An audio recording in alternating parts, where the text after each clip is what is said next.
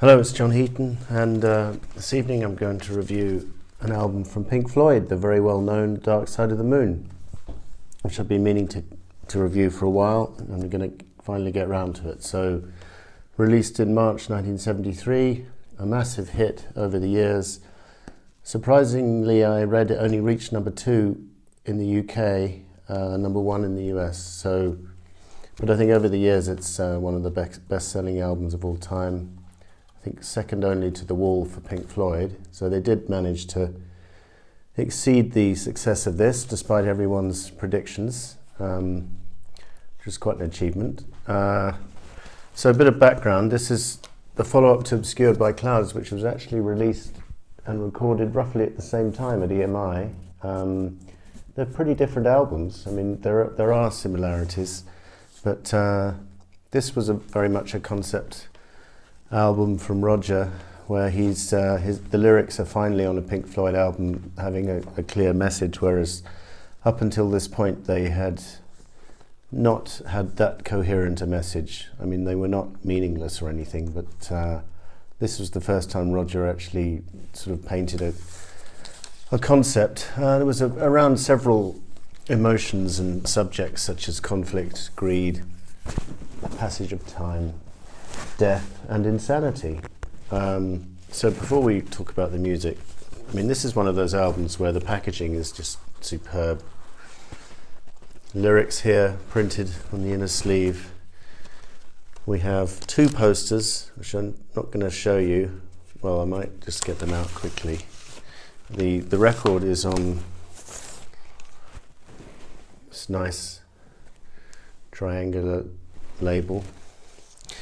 And you get 2 posters and you get 2 stickers. I stuck the stickers to the here and here to the sleeve. Probably shouldn't have done that, but it's the kind of thing you do when you're a teenager. And then posters, very nice poster of the band here.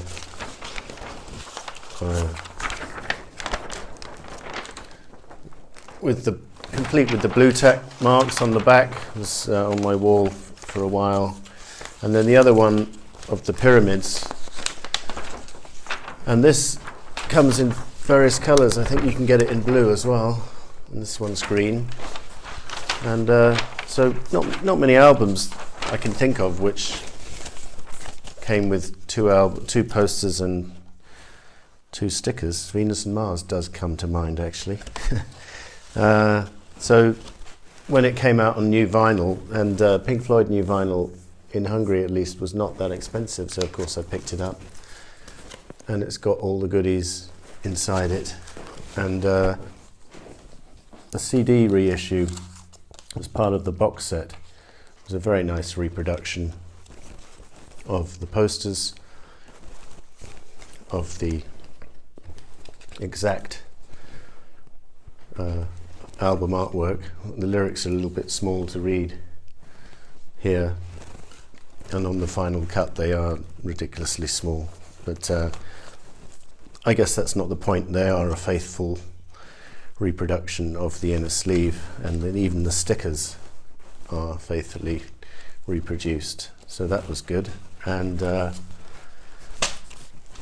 just want to tell you about this book here. So this is the Hypnosis Catalog of album sleeves, and it's an amazing book, beautifully put together.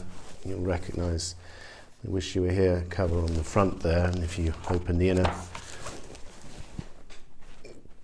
page, it's got animals, and then all the way through the book you've got this is an outtake from the Deceptive Benz 10cc cover. They did Atom Heart Mother. They of course did this album, Dark Side of the Moon. There's quite a bit of information on that. The liner notes are written by one of the Hypnosis team. Many familiar images in this book. Houses of the Holy there from Led Zeppelin.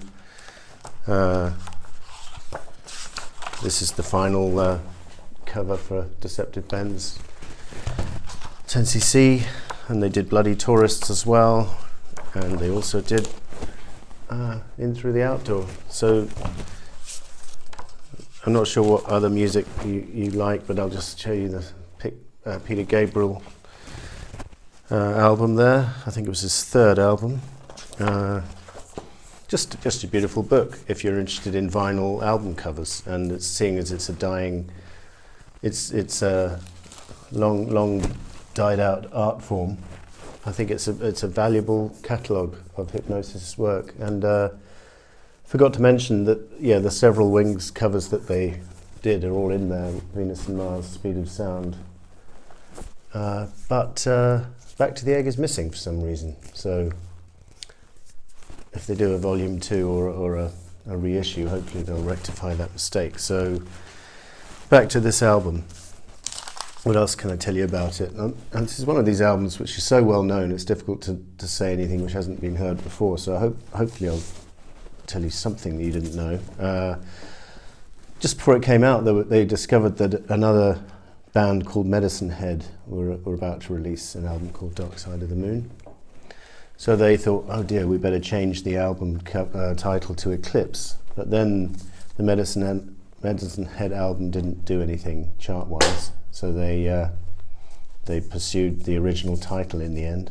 And interestingly, their follow-up album, Wish You Were Here, was also preceded by another band with the same album title. Can you name that band if I give you 3 seconds? It was an album by Badfinger called Wish You Were Here, released in back end of 1974, but again didn't do very well chart-wise, so Pink Floyd thought, let's go ahead with Wish You Were Here, I guess. So Madame Tussauds, the record company, threw a big party to launch this album, and where they played the critics the album all the way through. It went down really well. Only Rick Wright of the band showed up, apparently. We've got backing vocals in this album: Leslie Duncan, Lisa Strike, Barry St. John, and Doris Troy. Doris Troy, famously on the Apple label, released at least one album on Apple with George Harrison producing. The spoken inserts is quite a good story, because they went around EMI Studios asking about insanity and asking, forget what it was, what happened when you were, when did you last get in a fight or something? I can't remember. Various people were interviewed, and I know Paul and Linda McCartney were interviewed, but Roger said that they were trying too hard to be funny, so their comments were not included on the album. But Henry McCulloch of Wings, because Wings were in the studio at the time recording Red Rose Speedway, he is on the record saying, in answer to some question or other, I don't know, I was fairly drunk at the time. There's various other roadies and people speaking, I've always been mad and stuff, throughout the album really, and on the opening track, Speak to Me. The sessions were interrupted when Roger in particular was a big Arsenal fan, so if Arsenal were on the telly, they stopped the sessions to watch the Arsenal match, and all 4 band members were massive Monty Python fans, so when that came on the telly, they stopped the sessions and all sat around the box watching that. And I read also that a big bunch of the proceeds coming from this album were donated to Monty Python and helped finance their film, The Holy Grail, which is a nice story. Claire Torrey, who does the superb vocals on The Great Gig in the Sky, which is a Rick Wright track which closes side 1. Brilliant chord changes. Could have been left as own on an instrumental, but Claire Torrey was brought in to do this scat type vocal where she lets rip, and there's no words, she just lets her voice do the talking, and it's a brilliant piece of work, and she only got paid £30 for it. And then years later, when she realised, well, she concluded that because of the millions of copies this album had sold, she could probably make some money out of this. She took them to court, and it was settled out of court. I don't know how much it was for, but I guess it was a significant sum. So that's quite interesting. So back to the album. So lyrically very strong. I think all members of the band were very happy with the album's theme. Lyrically, it's a little bit. It's not that uplifting as a listen. It's quite serious, but serious themes which are still with us today. Totally worth exploring. And musically, the band were very tight on this album. Perhaps for the last time, according to Rogers, the last time they were truly together. But I think they were also together musically after this, maybe not quite to the same extent. Composing-wise, if you look at the composition credits, several of the tracks are composed by 2 or 3 members of the band, and one of them, Time, one of the best tracks on the album, is written by all 4. So I think it's a joint. It's probably the best example of a collaborative effort from the 4 members, with each pulling their weight more or less equally. Although maybe you could argue that because Roger wrote all of the words, his contribution is a little bit greater. But Gilmour's guitar is all the way through this album superb on Breathe, the opening track after Speak to Me, and then superb solo on Time, absolutely top-notch solo from Dave Gilmour on Time. And I have to say also, and maybe I should take back what I just said about Roger's contribution, because Dave Gilmour's singing a lot of the lead vocal on this album, and that also makes it a truly collaborative effort. Whereas, for example, on the Animals album, another of my favourites, he only sings part of Dogs and nothing else. On here, I mean, he's singing the lead vocal on Time and on Money, and which are 2 of the major tracks on the album. So it's got little bits of interluding, sort of clocks ticking and sound effects, and this album is famous for having sonically one of the best productions. Alan Parsons was involved. I forget who produced it. Produced by Pink Floyd, engineer Alan Parsons, assistant Peter Jones, and mixing supervised by Chris Thomas, who we all know from Beatles, Wings, and Sex Pistols fame. So. Back to my comment about being a sonic masterpiece. So if you went into a record store, not a record store, a hi-fi store in the mid-70s, and said, "Can I buy a turntable or an amplifier or some speakers?" they'd probably turn to either this album or Crime of the Century from Supertramp. Those 2 were probably the 2 albums which were used to demonstrate just how great the hi-fis on offer were. And so that's quite interesting, although on most people's hi-fi, maybe you can't tell too much of the difference. But this is a really well-produced album, definitely. So I talked about The Great Gig in the Sky. Money opens side 2.